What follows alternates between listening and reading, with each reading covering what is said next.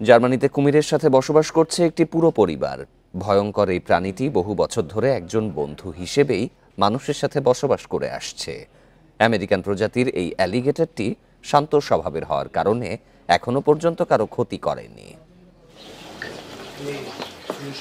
জলাভূমি, নদী ও হ্রদে বাস করে অ্যালিগেটর। ভয়ঙ্কর এই প্রাণীকে পোষ মানিয়েছে জার্মানির কাউলিস পরিবার।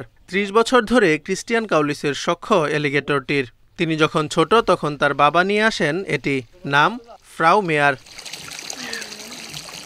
আমেরিকান প্রজাতির অ্যালিগেটর ফ্রাউ মেয়ার লম্বায় ২.৫ মিটার। বেশিরভাগ সময় কাউলিস পরিবারের বাড়িতে রোদ পোহানো ও সুইমিং পুলে সাঁতার কেটে সময় কাটে ফ্রাউ মেয়ারের।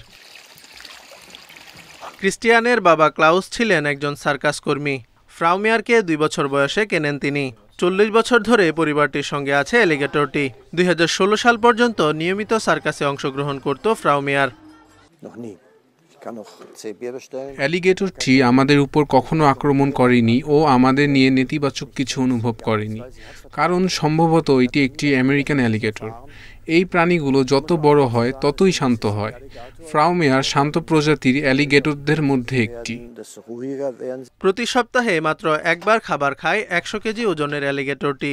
খাবারের জন্য তাকে মুরগি ও গরুর মাংস, মাছ এবং মাঝে মাঝে ইঁদুরও দেয়া হয়।